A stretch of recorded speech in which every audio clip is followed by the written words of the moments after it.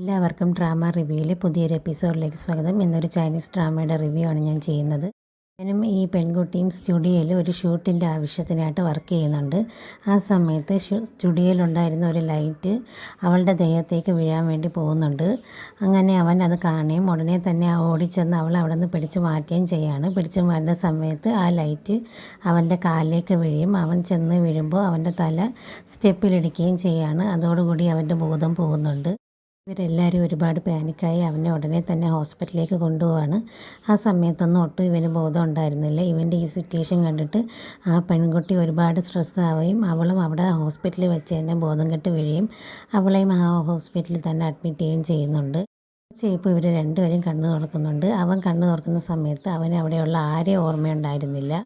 അവന് memory loss സംഭവിച്ചിട്ടുണ്ടായിരുന്നു. Doctor MRI എടുത്തപ്പോൾ അതിലൊന്നുമില്ല, ഇത് സൈക്കോളജിക്കൽ പരമായിട്ടുള്ള ഇഷ്യൂ ആണെന്ന് ഡോക്ടർ പറയാണ്. കുറച്ച് കഴിയുമ്പോൾ നോർമലാകും എന്നാണ് ഡോക്ടർ പറയുന്നത്. പക്ഷേ ഇത്രയും നേരമായിട്ടും അവന് ബോധമൊന്നും തിരിച്ചു വന്നിട്ടുണ്ടായിരുന്നില്ല. അവന് ആരെയും ഓർമ്മയുണ്ടായിരുന്നില്ല. അവന് പഴയ കാര്യങ്ങളെല്ലാം മറന്നു പോയിട്ടുണ്ടായിരുന്നു. എന്താണ് സംഭവിക്കുന്നതെന്ന് കണ്ടറിയാൻ വേണ്ടിയിട്ട് അടുത്ത എപ്പിസോഡിനായിട്ട് നമുക്ക് വെയിറ്റ് ചെയ്യാം. അടുത്ത വീഡിയോയിൽ കുറച്ച് ബാക്ക്ഗ്രൗണ്ട് നോയ്സ് ഉണ്ട്. കാരണം വീട്ടിൻ്റെ അടുത്ത് ഉള്ള സ്ഥലത്ത് പണി നടക്കുകയാണ്. അത് കാരണമാണ് ഈ ബാക്ക്ഗ്രൗണ്ട് നോയ്സ്. എല്ലാവരും ക്ഷമിക്കുക. അടുത്തൊരു വീഡിയോ ആയിട്ട് വരുന്നതായിരിക്കും. Thank you.